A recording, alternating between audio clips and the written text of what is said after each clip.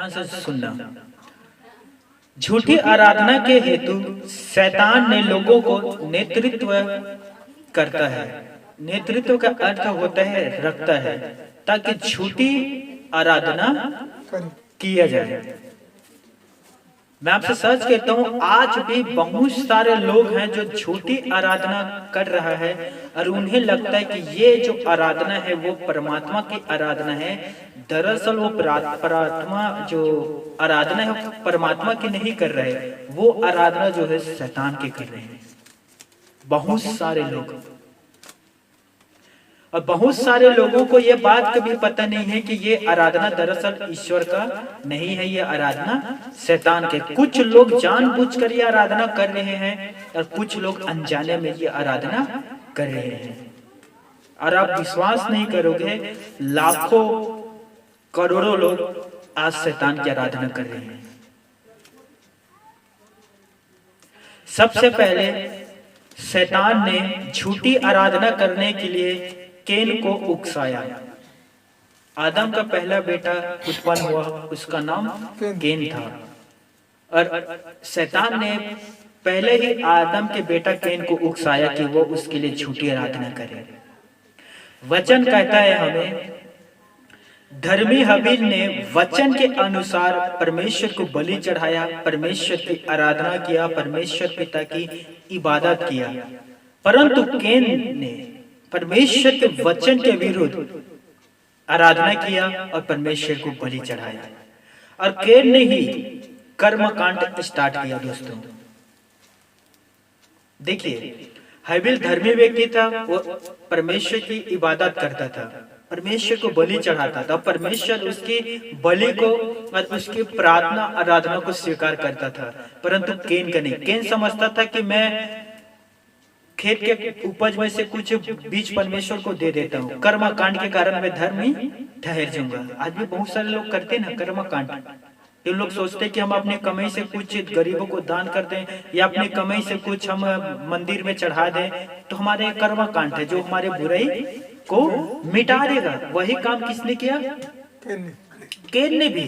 उसने सोचा कि ठीक है, मैं बुरा कर रहा हूँ तो क्या हुआ, मैं परमेश्वर को कुछ अच्छा वस्तु भी तो चढ़ा रहा हूँ, तो इसके कारण मेरा जो बुरा कर्म है वो मिट जाएगा। लेकिन देखिए, हमारा बाइबल बताता है धर्मी हबील ऐसा नहीं था। वह परमेश्वर के आराधना आत्मा और सच्चाई से करता था और बलि भी चढ़ाया तो वो सच्चाई की रीति पर चढ़ाया। इसीलिए परमेश्वर ने हबील और उसकी भेंट को ग्रहण किया। दोनों को वहां लिखा है बाइबल पर। ये नहीं लिखा था कि परमेश्वर ने केन को ग्रहण किया और माफ करना हबील को ग्रहण किया और उसके भेंट को ग्रहण नहीं किया। वचन हमें यह कहता है कि परमेश्वर ने हबील और उसकी भेंट को ग्रहण किया, परंतु केन और उसकी भेंट को ग्रहण नहीं किया। अर्थात केन की बलिदान पशु बलि जो बलि किया था उसे और उसकी आराधना दोनों को ग्रहण नहीं किया। तो आप समझ सकते हो, सर्वप्रथम केन को उभारा कि उसकी आराधना करे, क्योंकि वो झूठी आराधना किया केन ने, सच्ची आराधना हबील ने किया। ध्यान से सुनना दोस्तों, केन के मार्ग में चलने वालों की संख्या असंख्य है। बहुत सारे हैं जो आज भी केन के समान काम करते हैं, केन के समान काम कर रहे हैं। देखिए कितने हमारे भाई बहन है विश्वासी 6 दिन काम करते हैं, रविवार कलीसिया आते हैं, परमेश्वर को भेंट भी चढ़ाते हैं जितना उनसे बन पाता है। लेकिन उन ईमानदारी से उनसे पूछो 6 दिन तुम लोगों ने क्या किया था, तो केन के समान कहेगा मैं 6 दिन पहले गाली बका था, 6 दिन पहले मैं उससे बुराई हुआ, मैंने छुप छुप कर बुराई किया, मैं अधिक से अधिक इंटरनेट का इस्तेमाल किया, अधिक से अधिक मनोरंजन टीवी पर लगा रहा, वेब सीरीज देखा, दुनिया भर की बुराई बताएंगे। लेकिन ईमानदारी से 7वें दिन भवन आकर प्रार्थना करेंगे, आराधना गीत गाएंगे, वचन को सुनेंगे और परमेश्वर के कुछ भेंट भी चढ़ाएंगे। तो ये सच्ची आराधना नहीं है। ध्यान से सुन लो, ये झूठी आराधना है, जैसे केन ने किया था झूठी आराधना। ऐसे भेंट और ऐसे लोगों को परमेश्वर स्वीकार नहीं करता। कितनों भी इसीलिए उन लोग दुआ करते हैं, कितनों भी छुटकारे के लिए लोग प्रार्थना करते हैं, परंतु उनकी प्रार्थना नहीं सुनी जाती। मैं सच कहता हूं दोस्तों, आपके जो पाप है जो आप करते हैं, इसी के वजह से बहुत सारे पीड़ाओं से गुजरना पड़ता है आपको, बहुत सारे दुख आपको उठाना पड़ता है। जब कैन ने हबील की हत्या कर दिया, परमेश्वर ने पूछा तेरा भाई हबील कहाँ है? कैन कहता है मैं थोड़ी जानता हूँ मेरा भाई कहाँ है, क्या मैं अपने भाई का रखवाला हूँ? परमेश्वर ने कहा तूने ये क्या काम कर दिया, तूने अपने भाई की हत्या कर दिया। देख तेरा भाई लहू, तेरा भाई का लहू जो धर्मी का लहू है वो चिल्लाकर मेरी दुहाई दे रहा है। मरने के बाद भी हबील ने बात किया, सोचिए दोस्तों। और उसी समय से कैन पीड़ाओं से गुजरना शुरू कर दिया, वो पीड़ा से गुजरने लगा। परमेश्वर ने ना तो उसकी आराधना को स्वीकार किया, परमेश्वर ने ना उसकी भेंट को स्वीकार किया, और तीसरा जो महत्वपूर्ण है, उसने पुकारा, परमेश्वर ने नहीं सुना उसका। वो बहुत पीड़ाओं से गुजरा। इसीलिए आज भी लोग अपनी गलतियों के कारण, अपने पाप करने के कारण पीड़ाओं से गुजरते हैं, परमेश्वर उनके नहीं सुनता। इसीलिए दोस्तों जब भी आप घर पर आराधना करते हो, भवन पर आकर प्रार्थना करते हैं, देखिए क्या ये झूठी आराधना है या सच्ची आराधना है? ये कैन के समान आराधना है या हबील के समान आराधना है? कैसा आराधना जो आप करते हो? उन लाखों करोड़ों के जैसे नहीं दोस्तों, जो आज भी अविश्वासी, अंधविश्वासी हैं। सोचिए ना, हम लोग क्या करते हैं, अपने माँ, जिस माँ ने जन्म दिया घर से बाहर निकाल देते हैं और मिट्टी की माँ को घर के अंदर ला लेते हैं। बताओ कौन इंपॉर्टेंट है? जिसने जन्म दिया, जिसने पाल पोस कर बड़ा किया, उसे घर से बाहर। और जो बोल नहीं सकता, जो सुन नहीं सकता, जो चल नहीं सकता, घर के अंदर। जो घर के अंदर है, यदि सुनता तो कहता कि हे मूर्ख, सबसे पहले उसे ला ले जो तुझे जन्म दिया है। तो उन करोड़ों लोगों के विषय में मैं नहीं कह रहा हूँ दोस्तों जो अविश्वास और अंधविश्वास में फंसे हुए हैं, पर मैं आपके विषय में कहता हूँ आपकी आराधना कैसा होता है दोस्तों? आप किस प्रकार का आराधना करते हैं? विश्वास के द्वारा उद्धार पाने वाले के लिए एक सरल रास्ता है कि परमेश्वर की आराधना करो, लेकिन आत्मा और सच्चाई से करो। इर्मिया में कहते हैं जब तुम मुझे आत्मा और सच्चाई से पुकारोगे, मैं तुम्हारी दुआ को सुनूंगा। तभी सुनूंगा जब तुम आत्मा और सच्चाई से पुकारोगे। कर्म के द्वारा उद्धार नहीं मिलेगा। हबील माफ करना, कैन पूरे जीवन पछताते रहा, वो पूरे जीवन दुख उठाते रहा।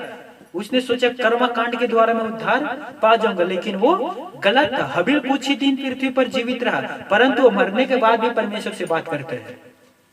हालेलुया। क्यों? क्योंकि उसने सरल रास्ता को अपनाया और उसने कहा कि मैं विश्वास करूंगा और परमेश्वर मेरा उद्धार कर देगा। आमीन। आत्मा और सच्चाई के द्वारा की गई आराधना से परमेश्वर प्रसन्न होता है। और परमेश्वर भी कहता है यूहन्ना 5:24 में कि तुम मुझे आत्मा और सच्चाई से पुकारो जिससे मैं प्रसन्न होता हूँ। और परमेश्वर पिता ऐसे ही भक्तों को ढूंढता है जो आत्मा और सच्चाई से उसकी इबादत करता है। लेकिन दूसरा व्यक्ति है जो परमेश्वर की प्रार्थना आत्मा और सच्चाई से नहीं करता। कितने बार लोगों की प्रार्थना सिर्फ होठों पर रहता है, होठों से बाहर वो नहीं जा पाता या होठों से अंदर तक वो नहीं पहुंच पाता, अर्थात हृदय तक। हृदय से उनके प्रार्थना नहीं निकलता, सिर्फ होठ हिलता है, जुबान हिलता है, सारे बातें को दिमाग में भर कर रखते हैं और वही मुंह पर आते हैं। कोई परिवर्तन नहीं, दिन का प्रतिदिन वही प्रार्थना है। 1 साल हो गया, कभी भी प्रार्थना में चेंजिंग नहीं आया है। जैसे इन्हें कोई पहाड़ा पढ़ा दिया, 2 कम 2 2 दूनी 4 2 3 6, ये तो ABCD। हाँ, हर दिन वही प्रार्थना, कोई चेंज नहीं। दुनिया कहां से कहां बदल गए। पहले प्रार्थना किया करते थे परमेश्वर पिता हमारे और हमारे परिवार की रक्षा कर, हमारी भेड़ बकरियों को आशीष दे, हमारे भेड़ बकरियों को पृथ्वी पर बढ़ा, पिता परमेश्वर, ये पहले दुआ होता था। बताओ आज आपके पास भेड़ बकरी है तो आप लोग क्या भेड़ बकरी को बढ़ाने के लिए प्रार्थना करोगे? हालेलुया। अब आपको अपडेट होना है दोस्तों, बढ़े। संसार पर क्या हो रहा है आपको पता है, उन विषय के लिए प्रार्थना करें परमेश्वर से। हालेलुया। परमेश्वर के वचन के विरुद्ध जो भी आराधना है उसके पीछे शैतान जो है काम करता है। जिन सभाओं में झूठी आराधना होते हुए शैतान की सभा है दोस्तों। हर एक सभा पर जो आराधना की सभा है परमेश्वर की ओर से नहीं है। और हर एक सभा में जितने लोग प्रार्थना कर रहे हैं वो परमेश्वर से प्रार्थना कर रही है, जरूरी नहीं है। ध्यान से सुनना, वचन पर हमने पढ़ा उन्होंने अजगर की पूजा की। किनकी पूजा की? अजगर की। अमेरिका जैसे देश में शैतान की आराधना की जाती है। अमेरिका जैसे देश में दोस्तों, जहां सबसे ज्यादा मसीह लोग पाए जाते हैं। 2002 में 24.8 में 12.4 मसीह लोग थे और आज वो बढ़ गए हैं। लेकिन आपको मैं बताता हूं कि अमेरिका जैसे देश में भी शैतान की पूजा की जाती है और ये जो पूजा है आज बढ़ते जा रहे हैं। ध्यान से सुनना, यूरोप के अनेक राष्ट्र में शैतान की पूजा और आराधना होती है। आप लोग सोचेंगे उनकी कैसे आराधना और पूजा करते हैं लोग। ध्यान से सुनना, कैसे उनकी आराधना करते हैं। अंधेरे से भरे बड़े हॉल में छोटे छोटे दिया को जलाकर शैतान की लोग आराधना करते हैं। बहुत बड़े हॉल को बुक कर लेते हैं और छोटे छोटे दिया को जलाते हैं और शैतान की पूजा करने लग जाते हैं। जहां शैतान की आराधना होती है वो स्थानों में असली काम होते हैं, जैसे कि बिना कपड़े की पूजा करना। उन लोग कपड़ा नहीं पहनते हैं और घिनौने कार्य को करते हैं। ध्यान से सुनना, झूठी भविष्यवाणी वहां होते हैं। बहुत झूठी झूठी भविष्यवाणी किए जाते हैं। गरजने के शब्द होता है, लोगों के हुंकार सुनाई देते हैं और नाचने और कूदने लग जाते हैं। पहला राजाओं 18वें पद और उसके 28 पद में लिखा है, उन्होंने बड़े बड़े शब्द से पुकार पुकार कर कहने लगा और प्रार्थना करने लगा, हे बल हमारी सुन ले। और छुरियों और बर्छियों को लिया और अपने आप को लहूलुहान कर लिया और नाचने कूदने लगे। ये एलिया के समय की घटना है दोस्तों, जहां लगभग 400 या 450 बल के पुजारी पूजा कर रहे थे और पुकार पुकार के कह रहे थे कि हे हमारे बल हमारी तू सुन ले। और जब कोई भी शब्द नहीं आया तो इन लोग क्या करने लगे? नाचने कूदने लगे। तो भी कोई शब्द नहीं आया तो छुरी और बर्छियों को लिया और अपने ही पीठ को लहूलुहान करने लगे। लेकिन कोई भी प्रकार के वहां शब्द नहीं सुनाई दिया।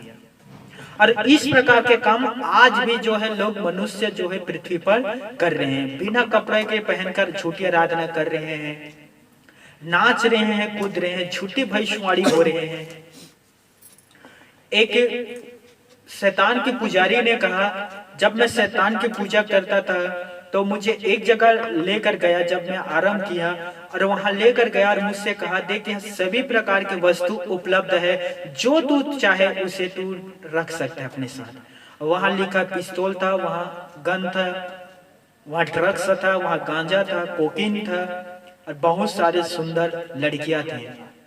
और जहां जिसको तू चाहे रख सकता है, कोई मना नहीं करेगा। और वहां शैतान की आराधना होता था। ध्यान से सुनना दोस्तों, जब यीशु मसीह की परीक्षा हुआ, तीसरे परीक्षा में ये शैतान ने यीशु मसीह से कहा, तो गिर कर मुझे धन्यवाद कर, ये सारे सृष्टि को मैं तुझे दे दूंगा, सारे पृथ्वी को मैं तुझे दे दूंगा।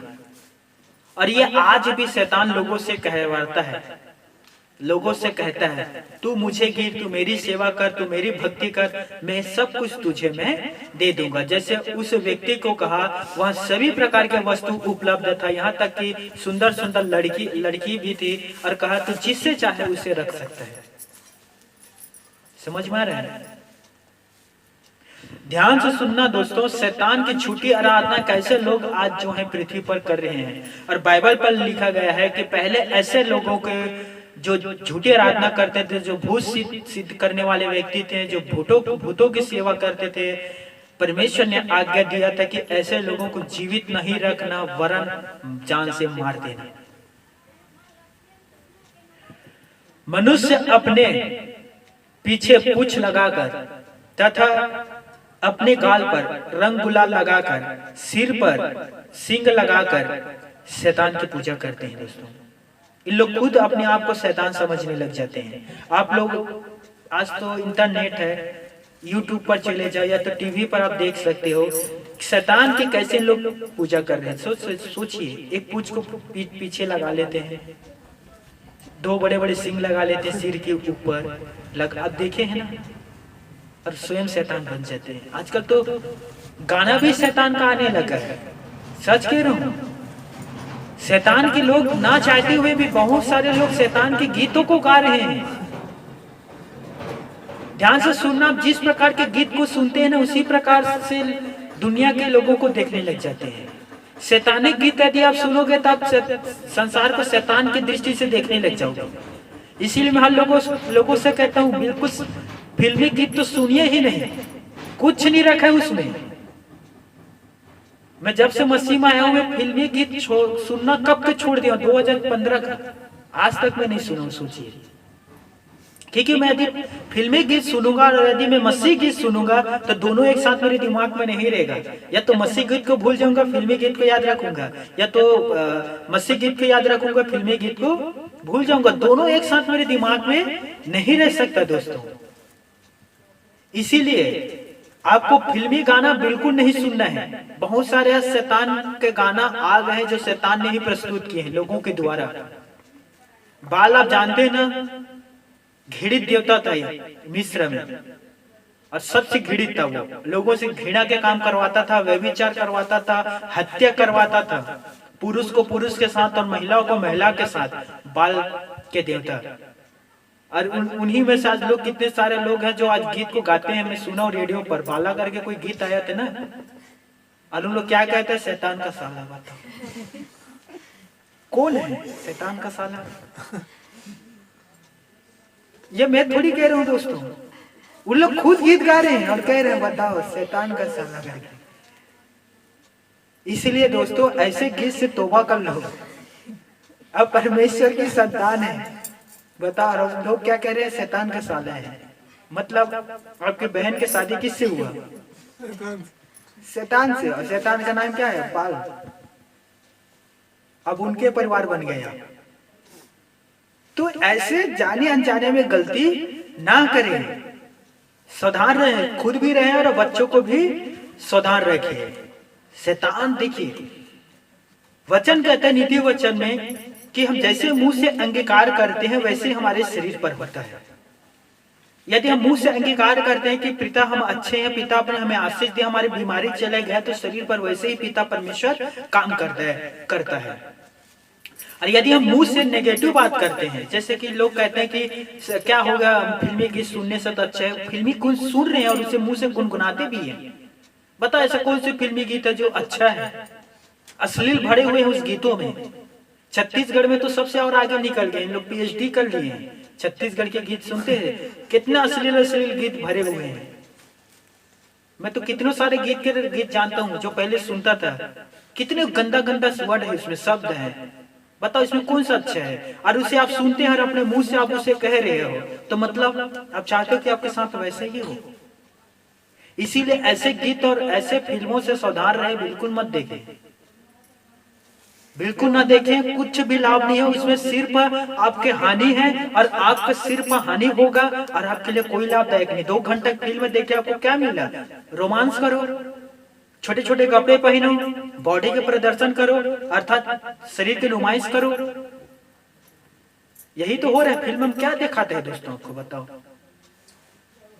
कौन से आपको आत्मिक लाभ मिला उस फिल्म को देखकर? 2 घंटा समय बर्बाद। उसके अलावा क्या मिला आपको? बुराई जो टीवी पर दिखाते हैं। देखिए दोस्तों, जब आप टीवी देखते हो बहुत सारे ऐसे दृश्य चित्र होता है जो आपके दिमाग में बैठ जाते हैं, और जैसे ही वो कोई भी बात कहेगा तो चित्र तुरंत आएगा आपके दिमाग में। कितने सारे लोग हमारे ही कलीसिया के कहते हैं भैया हमने वो चित्र देखा, आज भी हमारे दिमाग में है। जब भी हम प्रार्थना में बैठते हैं वो चित्र आ जाता है हमारे सामने, फिर हमें घृणा लगने लगता है और चाह कर भी हम प्रार्थना नहीं कर पाते। आधे बीच में प्रार्थना छूट जाते हैं। तो अवसर किसने दिया था? किसने कहा था कि ईमानदारी के साथ टीवी के पास जा और गंदे गंदे अश्लील चित्रों को दे? किसने कहा था? ये तो आपने खुद किया है। देखिए, ख्याल को दिमाग में आने से हम नहीं रोक सकते, परंतु काम करने से रोक सकते हैं। मेरे बात को समझिए। दिमाग में बहुत सारे ख्याल आएगा आपका, लेकिन करना है या नहीं करना है ये आपके ऊपर डिपेंड करता है। खुदा ने हमें दिमाग क्यों दिया है बताओ? किस लिए हमें ब्रेन दिया है दोस्तों? दिमाग सोचने के लिए ही तो दिया है। किस लिए दिमाग दिया दोस्तों? सोचने के लिए। अब इसमें फर्क यह होता है कि हम क्या सोचते हैं, हम किस प्रकार के सोच अपने दिमाग में भर कर रखे हैं। यीशु ने कहा जो मन पर भरा रहता है वो मुंह पर आता है। हम कौन से विचार है जो अपने मन पर भर रहे हैं? जो हम भरेंगे वो मुंह पर आएगा, जो हम भरेंगे वो हमारे दृश्य पर आएगा, जो हम भरेंगे वो हमारे आंखों पर आएगा। आंखों के अभिलाषा वचन पर लिखा है, वो हमारे आंखों पर आएगा। अर्थात जैसे हम देखेंगे वैसे ही हम सोचेंगे। हालेलुया। इसीलिए मेरे दोस्तों, मेरे भाइयों और मेरी बहनों, शैतान के जैसे काम ना करे, झूठी आराधना ना करे, परंतु आत्मा और सच्चे से आराधना करे। यदि वो वस्तु जो आपको अपने जीते परमेश्वर से दूर ले जाता है, तो मैं सोचता हूँ कि परमेश्वर को दूर करने से अच्छा है उस वस्तुओं को ही दूर कर दो जो आपको ईश्वर से दूर ले जा रहा है। कौन है जो आज आपको ईश्वर से दूर ले जाता है? ईमानदारी से बताओ। हर एक के पीछे शैतान नहीं है। साव सीधा का हर बार ना कहना इसे शैतान ने भगा दिया था इसलिए मैं बहक गया। हर बार शैतान काम नहीं करता और हर बार हम शैतान के ऊपर दोष नहीं लगा सकता। बताओ, आप चल रहे हो, सामने में पता है कुआं है बहुत बड़ा, फिर भी आप चल रहे हो और कुआं पर आप गिर गए और आपको पता है सामने कुआं है, तो क्या कहोगे? शैतान ने मुझे धक्का दिया था। भाई दो बड़े बड़े हेडलाइन है आपका। ये आंख है, कृपा करके आंख खोल के देख ले, सामने बड़ा कुआं है। हालेलुया। सावधान हो जाए, कुआं पर ना गिर। तो शैतान भी कभी कभी प्रसन्न हो जाता है और कहता होगा देख रहा है मैंने कुछ भी नहीं किया फिर भी मेरा नाम ले रहा है, कितना अच्छा मेरा बेटा है ये। कुछ करने के बाद भी नहीं, कुछ भी नहीं किया फिर भी मेरा नाम लेकर कह रहा है कि मैंने किया। सुधार रहे मेरे प्यारे भाइयों और मेरी प्यारी बहनों। अमेरिका, यूरोप में ही शैतान की झूठी आराधना नहीं हो रहा है दोस्तों। हमारे भारत देश में तो बहुत देरे से होती है, बहुत देरे से, एक दो नहीं, मैं सच कहता हूँ। राज्य राज्य पर हो रहा है, शहर शहर पर हो रहा है, गांव गांव पर हो रहा है, घर घर पर हो रहा है शैतान की आराधना। लोग आज शैतान को प्रसन्न करने के लिए शैतान को बलि चढ़ा रहे हैं।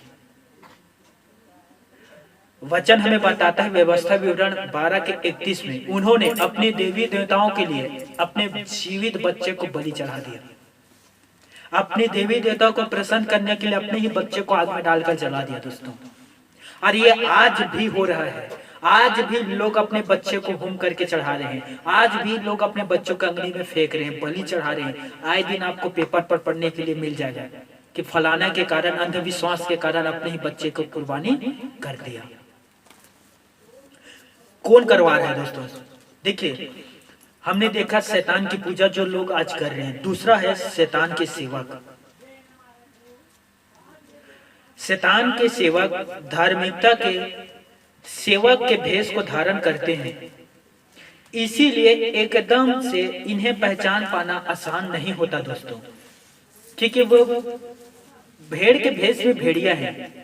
भेड़ के भेष में भेड़िया अर्थात प्रभु यीशु के सेवक के रूप में वो शैतान के सेवा को कर रहे हैं। ध्यान से सुनना, जैसे कि वचन कहता है प्रेरितों के रूप को धारण करना। शैतान कितने चालाक है, वो प्रेरितों के भी रूप को धारण कर लेते हैं। प्रकाशित वाक्य में लिखा है कि तुम प्रेरित तो कहलाते हो परंतु प्रेरित नहीं हो, मैंने तुम्हें परख कर तुच्छ जाना।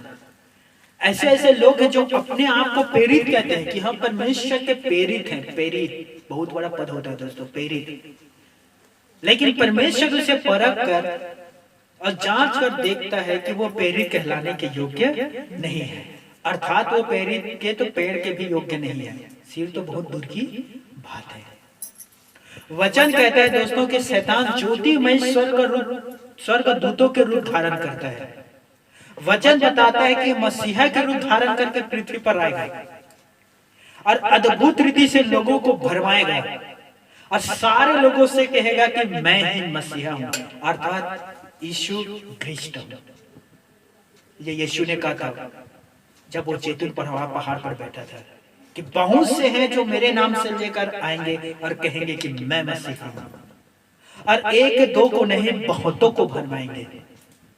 ध्यान से सुनना, अभी जो मैं बातें को कह रहा हूं वो शैतान के सेवक के विषय में है दोस्तों। और उनके जो सेवक हैं में इतना बढ़ गया है दोस्तों, इतना बढ़ गया है, मैं क्या बताऊं। बहुत सारे तो कलीसिया के अंदर पाए जा रहे हैं शैतान के सेवक। इसलिए मेरे दोस्तों, यीशु मसीह ने कहा, ध्यान से सुनना, ठीक उसे हम बाद में देखेंगे। दूसरा राजाओं 21:6 में लिखा है, मन सासे करके एक व्यक्ति है, और ये राजा हिजकिय्याह का बेटा था। और दूसरा राजाओं 21:6 पद में लिखा है कि मनसासे ने अपने बेटे को आग में डालकर जला दिया, अशुभ मुहूर्तों की पूजा की, अपने ही बेटे को बलि चढ़ा दिया। दोस्तों मेरे साथ एक पत्री को निकालना, भजन संहिता 106 और 37 और 38 पद। भजन संहिता 106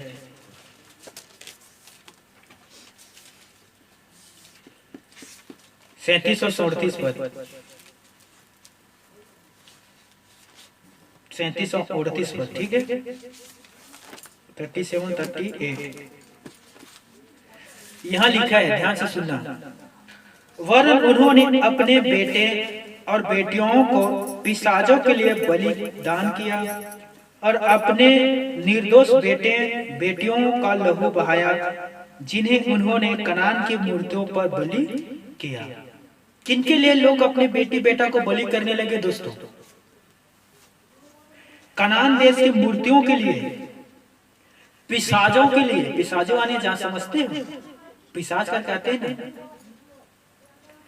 इन लोग इनके लिए, अपने देवी देवता के लिए, अपने मूर्ति के लिए, पिशाचों के लिए, ओझाओं के लिए, बैगों के लिए, तंत्र मंत्र करने वालों के लिए, जादूगिरी करने वालों के लिए लोगों ने अपने ही बेटे को जीवित आग में झोंक दिया।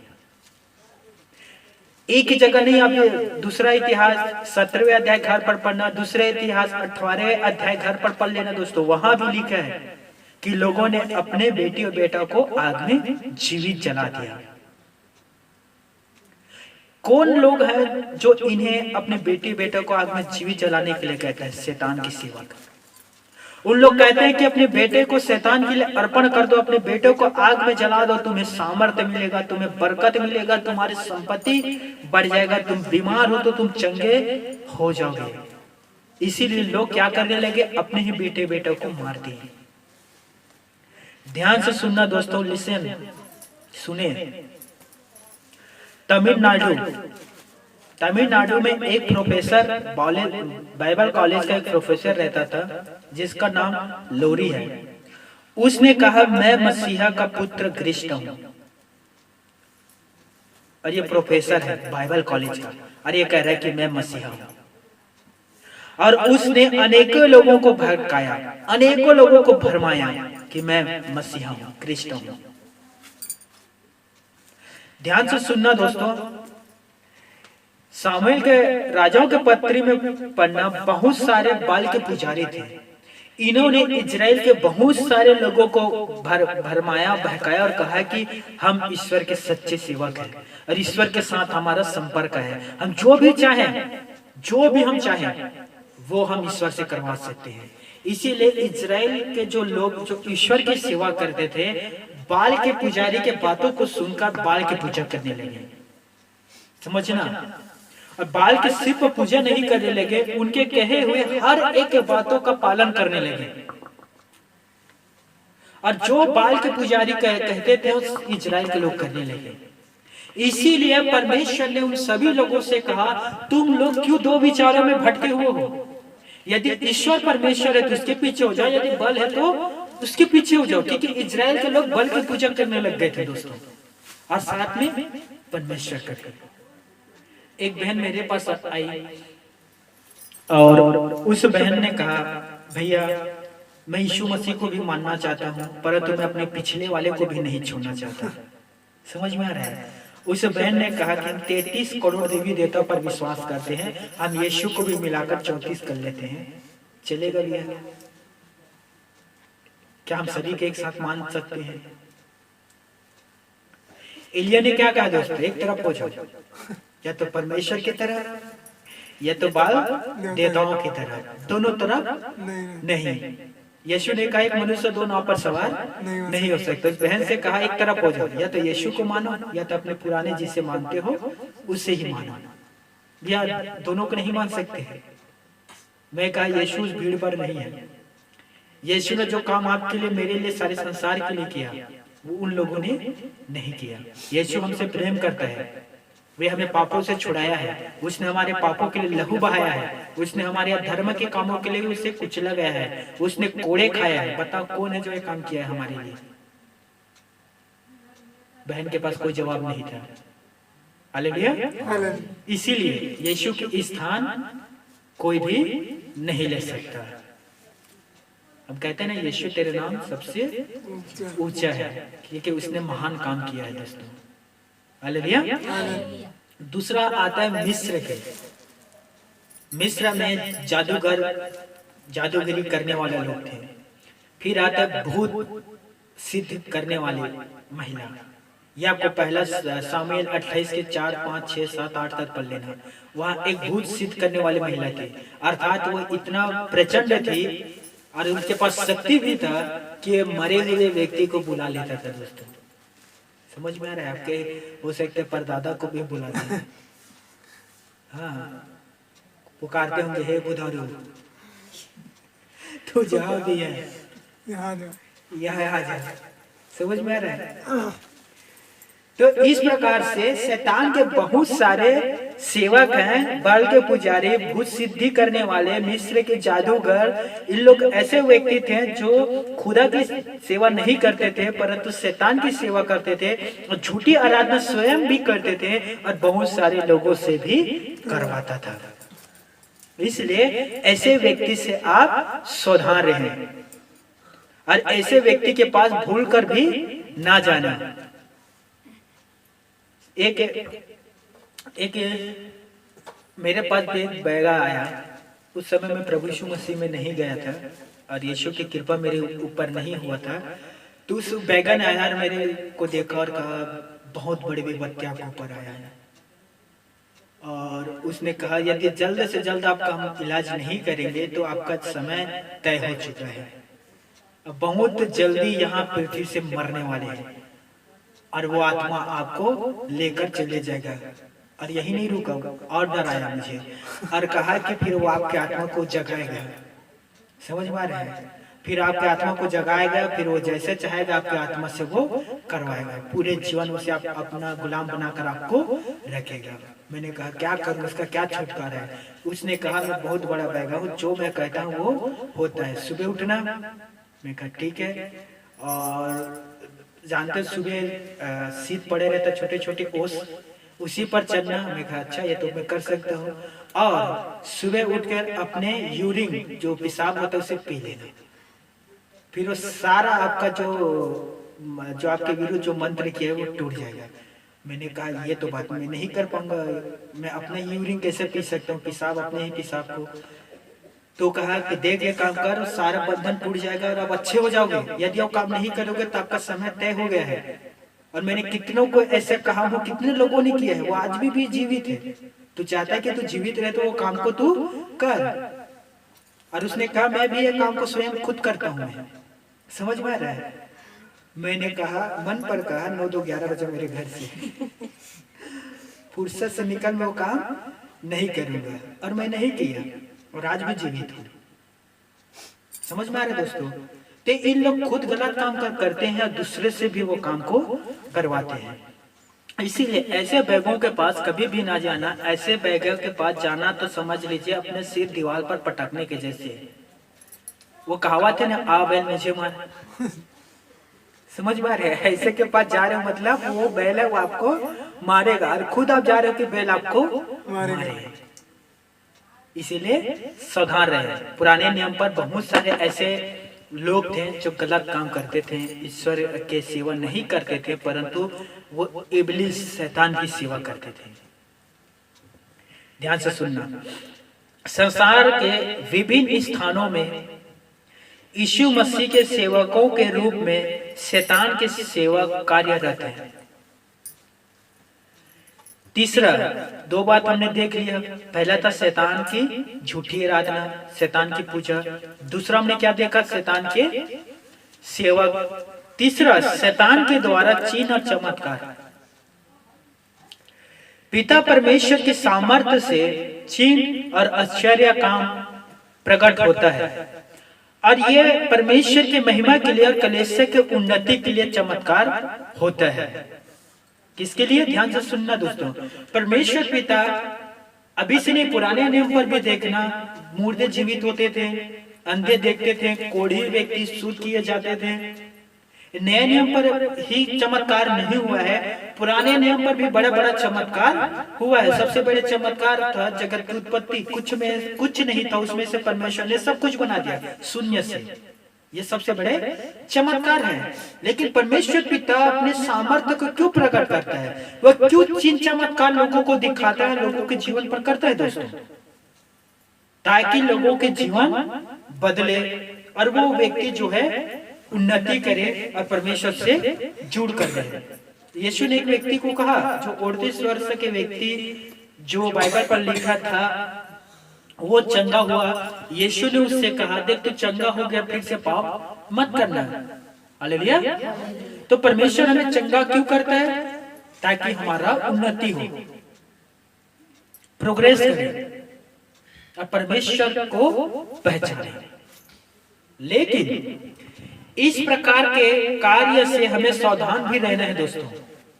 हर एक चिन्ह और चमत्कार का काम परमेश्वर की ओर से नहीं है। मैं एक बार फिर कहता हूं, हर एक चिन्ह और हर एक चमत्कार परमेश्वर की ओर से नहीं है। आज आप जाकर मिस्र निर्गमन 7 अध्याय से लेकर 10 अध्याय तक आप घर पर पढ़ना। देखिए, शैतान भी चिन्ह और चमत्कार प्रकट करता है। जब मूसा और हारून मिस्र के राजा फिरौन के पास गया और हारून ने अपनी लाठी को लिया, जमीन पर पटक दिया और वो बहुत बड़ा अजगर बन गया दोस्तों। फिरौन ने क्या किया? पंडित और टोन्हों को बुलाया, वहां लिखा हुआ पंडित और टोन्हों को बुलाया। अब मिस्र के जादूगर भी आया और अपने अपने मंत्र से उन्होंने भी अपने लाठी को जमीन पर पटका और वो भी अजगर बन गया। ध्यान से सुनना, एक चमत्कार है परमेश्वर की ओर से, दूसरा चमत्कार हो रहा है लूसीफर शैतान की ओर से। दोनों ने चमत्कार वहां दिखाया, परमेश्वर ने भी और शैतान ने भी। हालेलुया। वहां 2 सेवक है दोस्तों, एक परमेश्वर की ओर से मूसा, दूसरा शैतान की ओर से जादूगर, तंत्र मंत्र करने वाला। दोनों के लाठी अजगर बन गया। लेकिन बाइबल पर लिखा है कि मूसा के अजगर ने उनके अजगरों को निगल लिया। समझ में आ रहा है? उन्हें खा गया। बहुत सारे कोबरा सांप है, दूसरे कोबरा सांप को आहार बना लेते हैं। उनके सामने कोबरा सांप के सामने दूसरे सांप टिक नहीं सकता। वैसे ही परमेश्वर के जो अजगर था उसके सामने वो अजगर टिक नहीं पाया, उसे निगल लिया। तब मिस्र पर 10 विपत्ति आया, जिसमें से पहला विपत्ति था पानी का लहू बनना। परमेश्वर ने मूसा से कहा, अपने लाठी नदियों पर, झरनों पर, झीलों पर, पोखरों पर, तालाबों पर मारना और सारे लहू बन जाएगा।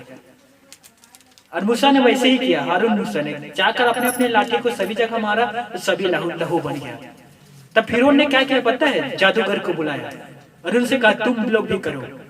तो जादूगर भी, जो जादूगर करने वाले लोग थे ना, अपने तंत्र मंत्र से उन्होंने भी वैसे ही कर दिया। उन्होंने भी पानी को लहू बना दिया। दोस्तों सोचिए, ध्यान से सोचिए, हर एक चमत्कार परमेश्वर की ओर से नहीं होता। अचंभव ना करना दोस्तों। यदि कोई आकर शैतान के नाम से चमत्कार करे और आपसे कहे, देख यीशु से भी बड़े शक्तिशाली ये है, जैसे प्रकाशित वाक्य पर हमने पढ़ा, उन्होंने अजगर की पूजा की। सावधान दोस्तों, बी केयरफुल। आपको सावधान होना पड़ेगा। हर एक चमत्कार के पीछे आंख बंद करके ना जाना। मूसा ने और चमत्कार दिखाया मिस्र पर। उसने सारे मेढकों को मिस्र देश पर भेज दिया परमेश्वर के अनुग्रह से, और सारे मेढक मिस्र देश पर भर गया। जादूगर ने भी उसे कर दिया दोस्तों। उसने भी टेटका मेढक को बुला लिया और पूरे देश में भर गया। समझ में आ रहा है? अजगर बनाया उन लोगों ने भी अजगर बना दिया, पानी को लहू बनाया उन लोगों ने भी लहू बना दिया, मेढक भेजा उन लोग ने भी मेढक भेज दिया। आगे कुटकिया के आक्रमण होता है, झुंड। तब जब कुटकिया मच्छर के जैसे होते हैं, पूरे जीव जंतु, गाय भेड़ बकरी मनुष्यों पर आ गया, छपा गया पूरे शरीर पर, सारे शरीर पर। तब मिस्र के राजा फिरौन ने जादूगर को बुलाया, उनसे कहा तू भी अब चमत्कार करके देखा, तू भी कुटकियों को बुला, झुंड बुला, झुंड के झुंड। तब जादूगर ने कहा दोस्तों ये काम परमेश्वर के हाथ का है, हम ये काम नहीं कर सकते। वहां उन लोगों ने हार मान लिया। हालेलुया। इसलिए ध्यान से सुनना मेरे बातों को दोस्तों, शैतान सर्वशक्तिमान नहीं है। मैं एक बार फिर कहता हूं, शैतान सर्वशक्तिमान नहीं है, फिर भी वो शक्तिमान है, याद रख लेना। जैसे बहुत सारे विश्वासी हमारे भाई बहन हैं, शैतान को हल्के में लेते हैं। यीशु मसीह ने कहा यदि शैतान से लड़ना चाहते तो दो धारी तेज तलवार को ले ले, परमेश्वर के सारे हथियार बांध ले, उद्धार की जो टोप है उसे पहन रख, और विश्वास में बना रहे, तो ही तू शैतान से लड़ पाएगा। यदि उद्धार के टोप नहीं है, दो धारी तेज तलवार नहीं है, तो तू शैतान से नहीं लड़ सकता। मानता हूं वो सर्वशक्तिमान नहीं है, परंतु वो शक्तिशाली है। सोचिए ने मिस्र में कितने सारे जादू उसने खुद दिखा दिया लोगों को। वचन पर लिखा है कि शैतान इतना शक्तिशाली है दोस्तों, ये जो मूर्ति देख रहे हो ना, उस मूर्ति पर बोलने की शक्ति दे देगा दोस्तों, मूर्ति बोलने लगेगा। प्रकाशित वाक्य पर लिखा है। फिर कैसे करोगे दोस्तों? मान लीजिए आप यहाँ की कलीसिया आ रहे हो, कहीं एक मूर्ति मिला, आपसे कहता है प्रदीप कहाँ जा रहे हैं? इधर आज जीवित खुदा मैं हूं। तो क्या करोगे? गाड़ी को वहीं छोड़ दोगे और जाकर सत्य सत्य धन्यवाद करोगे और 4 लोगों को इकट्ठा कर लोगे कि देखो मूर्ति बोलने लगा। मैं सच कहता हूं दोस्तों, वो लोग बड़े आसानी से बहकावे में आ जाते हैं, भरमाने में आ जाते हैं, जिन्हें खुदा के इल्म नहीं है, ज्ञान नहीं है, और उन्हीं लोग बहकाते हैं। शैतान हर एक विश्वासी के पीछे नहीं रहता, मैं जानता हूं दोस्तों, वो हर एक के हाथ पीछे नहीं रहता, वो उसी के पीछे रहता है जो वचन से भर रहा है, वो उसी के पीछे रहता है जो आत्मा और सच्चे से आराधना कर रहा है, झूठी आराधना करने वाले के पीछे नहीं रहता है। मैं सच कहता हूँ, आज की विश्वासी की मैं दिनचर्या को आपको बताता हूँ, ध्यान से सुनना दोस्तों। ये बाइबल है, ठीक है, और वो बाइबल को पढ़ेगा क्योंकि उन्होंने उसकी आत्मा से बलवा किया। तब मूसा बिना सोचे बोल उठा, बस प्रभु हो गया, आजकल मैं आज के मन्ना खा लिया, आशीष दे। कितना सेकंड लगा? 5 सेकंड, 10 सेकंड। आराधना 20 सेकंड, 40 सेकंड, 1 घंटा भी नहीं करते, आधा घंटा 15 मिनट हो गया, आराधना भी हो गया, वचन भी। कहता है आज के कोटा पूरा हुआ। अब संसारिक कामों को देखो, समझ में आ रहा है? लग गया संसारिक कामों में, गपशप मारने में, गॉसिप करने में, अफवाह फैलाने में। परमेश्वर कहता है तूने मेरे सामने आधा घंटा दिया और अफवाह फैलाने में 4 घंटा दिया। बताओ कौन से काम है जो उस व्यक्ति ने ज्यादा किया? प्रभु का काम ज्यादा किया कि शैतान के काम को ज्यादा किया? बताओ। क्या अब ऐसे व्यक्ति कहेगा कि मैं खुदा का संतान हूं? एक गीत है, अब नहीं मैं भय का गुलाम, परमेश्वर का मैं संतान। इन लोग के सामने उल्टा होगा, इन लोग शैतान का गुलाम है, परमेश्वर की संतान नहीं है। मैंने आरंभ में ही कह दिया कि झूठी आराधना मत करो, कोई इसका फल नहीं है। झूठी आराधना से परमेश्वर कभी भी प्रसन्न नहीं होता। और भविष्य काल में, आने वाले भविष्य में शैतान जो है और चिन्ह चमत्कार को प्रकट करेगा। मैं सच कहता हूँ, अंतिम दिनों में शैतान के जो काम है और तेजी से वो बढ़ जाएगा। जो चमत्कार शैतान, जैसे आप बाइबल पर पढ़ते हो, उससे वो भयानक भयानक अद्भुत अद्भुत रीति से काम करेगा। इसीलिए यीशु ने कहा, झूठे मसीहा, झूठे भविष्यवक्ता उठ खड़े होंगे, अद्भुत रीति से चिन्ह चमत्कार दिखाएगा, यदि हो सके तो चुने हुओं को भी भरमा देगा, अर्थात मेरे चुने हुए लोगों को भी वो भरमा देगा। कारण एक ही है दोस्तों, क्या कारण है वो? चिन्ह चमत्कार। मैं सच कहता हूँ, कितने सारे हमारे विश्वासी भाई बहन हैं, जहां चमत्कार हुआ वहीं नमस्कार करने के लिए जाते हैं। हाँ, जहां भी चमत्कार हो जाए वहीं जाकर नमस्कार करेंगे। पर मैं उन्हें ये पता नहीं है कि चमत्कार जो है परमेश्वर की ओर से हो रहा है या चमत्कार जो है शैतान की ओर से हो रहा है। हर एक चमत्कार परमेश्वर की ओर से नहीं होता दोस्तों, इस बात को मैं बार बार रिपीट कर रहा हूं। सुधार रहे हैं, हर एक के पीछे दौड़ते ना चले जाएं। यीशु मसीह ने कहा था, ध्यान से सुनना, उस दिन बहुत से लोग आकर मुझसे कहेंगे, हे प्रभु हमने तेरे नाम से भूत को निकाला, हे प्रभु हम तेरे नाम से भविष्यवाणी किया, हे प्रभु हम तेरे नाम से आश्चर्य काम किए। उस दिन यीशु कह देगा, मैं तुम्हें नहीं जानता। ये कौन लोग है दोस्तों? ये वही लोग हैं जो यीशु के नाम से चिन्ह चमत्कार करते थे, लेकिन यीशु कहते मैं इन्हें जानता ही नहीं, कौन है ये। आप कहोगे कि प्रभु हम आपके दास के पास गए थे, उसने प्रार्थना की आप ही के नाम से। प्रभु यीशु कहेगा मैं उसे जानता ही नहीं हूं, मेरे दास है ही नहीं। फिर क्या करोगे दोस्तों? देखिए, एक अंधे भी व्यक्ति में ना बहुत अच्छा क्वालिटी होता है दोस्तों। तो भले ही वो अंधा रहता है, लेकिन वो हर एक काम को ना निर्णय लेकर करता है। वो भले ही अंधा रहता है दोस्तों, लेकिन अपने आत्मिक अंधापन है ना, उससे वो सारी दुनिया को देखता है। वो बहुत दिमाग रहता है उसके पास। वे आवाज सुनकर पहचान जाता है कि कौन व्यक्ति है, आवाज से परख लेता है। यीशु ने कहा, मेरी भेड़ मेरे शब्द सुनता है, मैं उसे जानता हूं। आपको भी परमेश्वर के शब्दों को सुनना बहुत जरूरी है दोस्तों, कि ये शब्द, ये वर्ड खुदा का है या शैतान का है।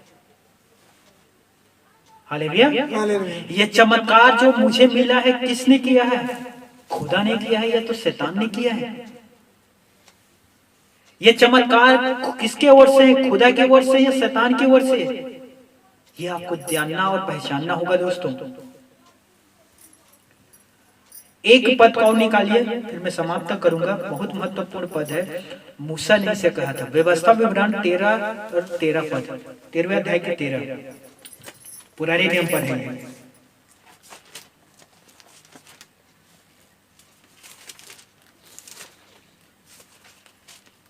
व्यवस्था विवरण 13 के 13।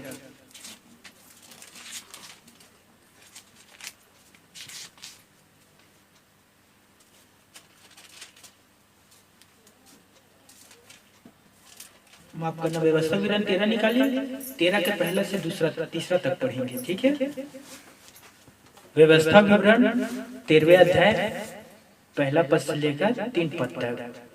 यहाँ मूसा ने कहा, ध्यान से सुनना, यदि तेरे बीच कोई भविष्यवक्ता या स्वप्न देखने वाला प्रकट होकर तुझे कोई चिन्ह चमत्कार दिखाए, जैसे कोई आकर आपके पास कहता है कि मैं भविष्यवक्ता हूँ या स्वप्न देखा हूं मैंने तेरे विषय में, और तुम्हारे बीच में आकर चिन्ह और चमत्कार को यदि दिखाता है, आगे कहते हैं दूसरे में, और जिस चिन्ह या चमत्कार को प्रमाण ठहराकर वह तुझसे कहे, आओ हम पराये देवताओं के अनुयायियों होकर जिससे तुम अब तक अनजान रहे उनकी पूजा करें, तब तुम उस भविष्यवक्ता या स्वप्न देखने वाले के वचन पर कभी कान ना धरना, क्योंकि तुम्हारा परमेश्वर यहोवा तुम्हारी परीक्षा लेगा, जिससे यह जान ले कि ये मुझसे अपने सारे मन और सारे प्राण के साथ प्रेम रखते हैं या नहीं। यहाँ कहता है कि परमेश्वर तुम्हारी परीक्षा लेगा। समझ में आ रहा है? तो कोई भी व्यक्ति आकर आपके सामने कहता है कि देख मैं चमत्कार कर देता हूँ, भूत सिद्ध करने वाले भी चमत्कार कर सकता है। साउल ने भूत सिद्ध करने वाली एक महिला थी, उसके पास गई और कहा कि सामुएल को बुला। सामुएल बहुत बड़ा इजराइल का नबी था। अब भूत सिद्ध करने वाले महिला ने सामुएल को बुला लिया और वहां आया भी। दोस्तों वचन पर लिखा है पहला सामुएल 28 पद में।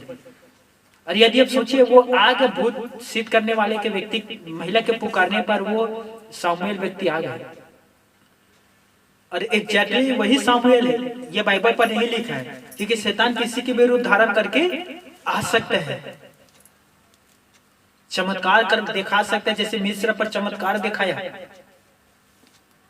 तो ऐसे लोगों के पीछे नहीं होना है दोस्तों, क्योंकि परमेश्वर आपकी परीक्षा लेगा।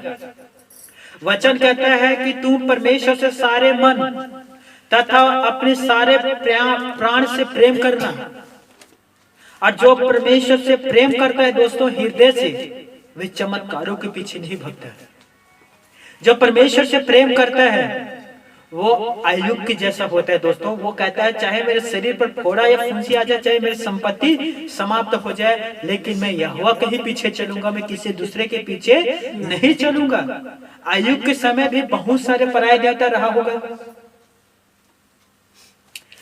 इजराइल में एक घटना है दोस्तों, पहला दूसरा राजाओं की पुस्तक घर पर पढ़ना पहला अध्याय से। वहां जया करके एक व्यक्ति था, वो कुछ मंजिल से नीचे गिर गया जमीन पर, वो बीमार हुआ। तब उसने अपने सैनिकों से कहा तुम लोग जाओ और एक्रोन में बाल जबूल करके देवता है उससे पूछो मैं इस बीमारी से चंगा होऊंगा या नहीं होऊंगा चंगा। मधुमक्खियों का रानी, उससे पूछ कि मैं चंगा होऊंगा या नहीं होऊंगा। तो सेवक जाने लगे। तब परमेश्वर के वचन एलिया के पास पहुंचा और कहा कि उनसे जाकर कहा क्या इजराइल में परमेश्वर नहीं है कि तू किसी दूसरे के पास जा रहा है। तब परमेश्वर एलिया से कहता है जाकर राजा से कह दे कि जिस बिस्तर में वो पड़ा है उसमें से वो उठ नहीं पाएगा, वरन उसी बिस्तर पर वो मर जाएगा। कारण क्या था दोस्तों? उसने क्या कहा? एक्रोन के बाल जबूल नाम के जो मधुमक्खिया की रानी, उससे जाकर पूछ मैं बीमारी से चंगा होऊंगा या नहीं। इजराइल में पहले से ऑलरेडी खुदा है, उसके नबी है, एलिया है, और किसी दूसरे के पास जा। इसीलिए परमेश्वर ने कहा कि वो जिस बिस्तर पर पड़ा है उसी में मर जाएगा, परंतु वो अच्छा नहीं होगा। आज हमारे कितने सारे लोग हैं जो परिवार के दबाव के कारण, परिवार के दबाव में आकर, प्रेशर में आकर बैगों के पास चले जाते हैं। बताओ वाला, क्या तुम्हारा जीवित खुदा नहीं है, यहोवा नहीं है? क्या आपको पता नहीं कि यीशु तीसरे दिन मुर्दा में से जी उठा है? क्या यीशु ने नहीं कहा कि जो कुछ तुम प्रार्थना में विश्वास से मांगो मैं तुम्हारे लिए कर दूंगा? क्या यीशु ने नहीं कहा आपसे कि मांगो तुम्हें दिया जाएगा? क्या यीशु ने नहीं कहा मांग तो मैं तुम्हें दूंगा? फिर भी इस प्रकार के काम करते किसी दूसरे के पास जाते हैं, थर्ड पार्टी के पास। बताओ इनके साथ क्या अच्छा व्यवहार होगा? ऐसे मूर्खता के काम आप न करना दोस्तों।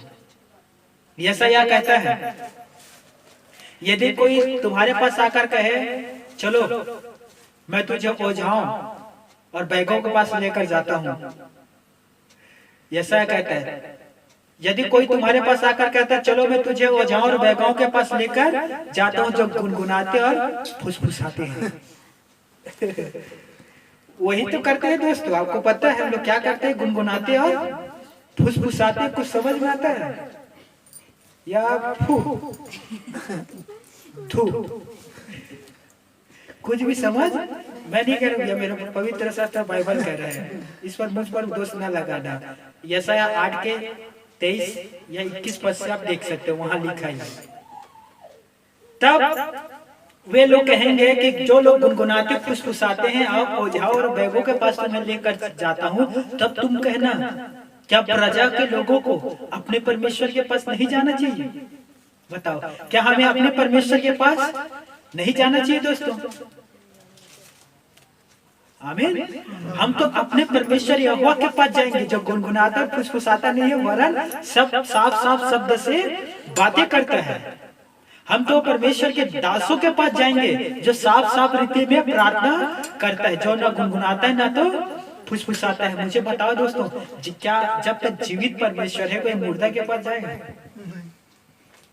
बताओ ना, वो वचन पर लिखा है दोस्तों। क्या हम अपने जीवित परमेश्वर के पास नहीं जाएंगे दोस्तों? हालेलुया। कुछ भी हो जाए, कोई भी आकर हमसे कुछ भी क्यों ना कहे, हम कहेंगे हम वहीं जाएंगे जहां खुदा हमें कहेगा। हम वही करेंगे जो खुदा हमें कहेगा। मर जाएंगे लेकिन ईश्वर के अलावा हम किसी दूसरे के पास नहीं जाएंगे। Hallelujah, hallelujah. और आगे दोस्तों ध्यान से सुनना, शैतान के साथ संगति करना और यीशु के साथ संगति करना ये एक साथ नहीं कर सकते। कुरिन्थियों की पुस्तक पर लिखा है, तुम शैतान के मेज से और परमेश्वर के मेज से एक साथ नहीं खा सकते। तुम शैतान के कटोरे से और प्रभु यीशु के कटोरे से एक साथ नहीं पी सकते। अर्थात आपको परमेश्वर के साथ संगति करना है, कलीसिया के साथ संगति रखना है और उसके दासों के साथ संगति रखना है, ना तो लूसीफर के साथ और न ही उनके दासों के साथ। एक साथ हम दोनों की संगति नहीं कर सकते। हालेलुया। आई होप, मैं उम्मीद करता हूं कि आज के वचन से तो जरूर आपने बहुत कुछ सीखा है। पहला था शैतान की आराधना, ये कभी ना करना दोस्तों। जब भी आप प्रार्थना करते हो अपने आप को तैयार रखना, मन को स्थिर रखना, आलसीपन पे आराधना ना करना। मैं बहुत सारे लोगों को देखता हूँ, वे आराधना करते हैं लेकिन सुस्तीपन दिखाते हैं। मुझे ये समझ में नहीं आता है, जब वो अन्य कार्य पर रहता है तो कितना फुर्ती से काम करता है। मैं इतना काम को आज पूरा करके ही घर जाऊंगा, है कि नहीं? कटनी के समय आता है तो खेत काटना है, इतना को काट कर ही मैं दम लूंगा, कुछ भी हो जाए काट कर ही छोड़ूंगा। और कितना फुर्ती से पूरे खेत को काट कर आते हैं।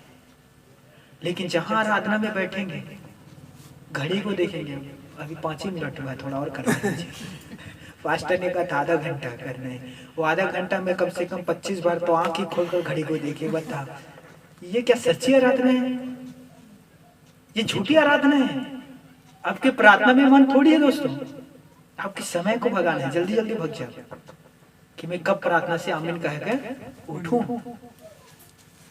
ऐसा नहीं करना दोस्तों। पहला क्या था? झूठी आराधना से सावधान रहना। दूसरा क्या था? शैतान के सेवक। आज मसीहा के सेवक के रूप में भेष बदलकर पृथ्वी पर बहुतेरे घूमे। बहुतेरे वचन कहता है कि बहुत सारे अंत के दिन में झूठे भविष्यवक्ता उठ खड़े होंगे, बहुत सारे। तो इन झूठे सेवकों से भी सावधान रहना। तीसरा क्या था दोस्तों? राइट, शैतान के चिन्ह चमत्कार से सावधान रहना दोस्तों। वो बहुत बड़ा बड़ा चमत्कार भी करता है, इसीलिए हर एक के पीछे आंख बंद करके विश्वास ना कर लेना। वचन कहता है कि तुम दिन और उजियाला की संतान हो, ना तुम अंधकार और न रात की। हालेलुया। इसीलिए हर एक चमत्कार को परखो, खुदा की ओर से या तो शैतान की ओर से परखो दोस्तों। शैतान भी बड़े बड़े चमत्कार कर देता है, इसीलिए सावधान रहना। ये 3 बातें था जो आज आपको याद हमेशा रखना। चमत्कार के पीछे मत दौड़ना, शैतान के सेवकों के पीछे मत जाना, और झूठी आराधना बिल्कुल मत करना। कैन के जैसे मत बनना दोस्तों। भले ही आप कुछ घंटे के लिए आराधना करो, लेकिन आहे भर कर आराधना करो। कुछ घंटे के लिए ही प्रार्थना करो, लेकिन परमेश्वर के साथ करो। हालेलुया। जब भी वो आएगा आपको महसूस हो जाएगा कि खुदा आ गया है, और वही आराधना को वो स्वीकार करता है। इन्हें फॉर्मेलिटी मत बना लेना दोस्तों, जैसे विधि विधान के अनुसार परंपरा ना बना लेना। क्योंकि बहुत सारे लोग आराधना को परंपरा बना लिए हैं, बस करना है, आत्मा सच्चे कुसुम दूर है, बस मुंह के द्वारा करना है। ये ना करना। यीशु ने कहा कि तुम लोग होठों से आदर करते हो, लेकिन हृदय और मन मुझसे दूर रहता है।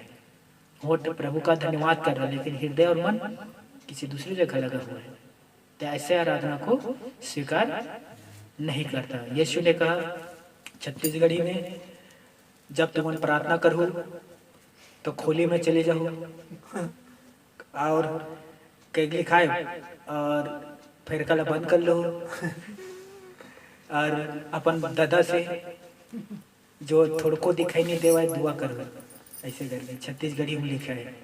समझ में आ रहा है दोस्तों? अपने घर पर जाओ, द्वार बंद करो और गुप्त में प्रार्थना करो, फिर वो खुदा आपको आशीष देगा। आमीन। चलिए मैं आप सबके लिए प्रे करता हूँ। अपने आंखों को बंद कर लीजिए और प्रभु यीशु मसीह से प्रार्थना करिए। जो भी आपसे प्रार्थना में यदि गलती हुआ हो, आराधना में आपके मन नहीं लगा हो, उन बातों के लिए प्रभु से क्षमा मांगे और एक महत्वपूर्ण निर्णय को ले लीजिए कि मैं आज से कभी भी झूठे चिन्ह चमत्कार की ओर नहीं दौड़ूंगा। मैं परमेश्वर से अपने सारे मन से और अपने सारे प्राण से मैं प्रेम करूंगा, जैसे आयुब ने प्रेम किया था, जैसे यीशु ने प्रेम किया था, जैसे प्रेरितों ने प्रेम किया था, वैसे ही मैं भी परमेश्वर से प्रेम करूंगा। पिता परमेश्वर, आज के वचन के लिए मैं आपका धन्यवाद करता हूँ। आज के वचन पर आपने हमें आशीष दिया पिता, आगे भी हमें तू आशीष देना पिता परमेश्वर, और आगे बढ़ने में सहायता करना पिता परमेश्वर। पिता और सभी हमारे भाई बहन को आशीष बरकत दे पिता परमेश्वर। तेरे उद्धार की टोप हमेशा पहने रहने पाए पिता परमेश्वर, दो धारी तेज तलवार को रखने रहने पाए पिता परमेश्वर, और उद्धार के छिलाम को पहने रहने पाए पिता। तेरे सारे हथियारों को परमेश्वर पिता धारण करने पाए, शाश्वत और लेच पिता परमेश्वर रहने पाए पिता परमेश्वर। कभी भी खुदावन डगमगाने ना पाए पिता परमेश्वर। हमेशा पिता आपके नाम से हर एक युद्ध में जय प्राप्त करने पाए पिता परमेश्वर। उनके फौजों को मार भगाने पाए पिता परमेश्वर। जय तेरे ओर से मिलता है पिता परमेश्वर। इनमें से हर एक हजारों हजार सेनाओं को भगाने पाने पाए पिता परमेश्वर। कृपा कर पिता, हर एक अपने संतानों पर आशीष दे पिता परमेश्वर, हर एक अपने दासों पर। धन्यवाद हमारी प्रार्थना को सुनने के लिए पिता, आशीष को देने के लिए पिता। सारा आदर महिमा गौरव सम्मान अधिकार आपको ही देते हुए स्वर्गीय पिता, धन्यवाद के साथ दुआ को प्रभु यीशु के नाम से मांगता हूँ, आमीन। God bless you all. प्रभु आप सभी को आशीष दे। आमीन, आमीन।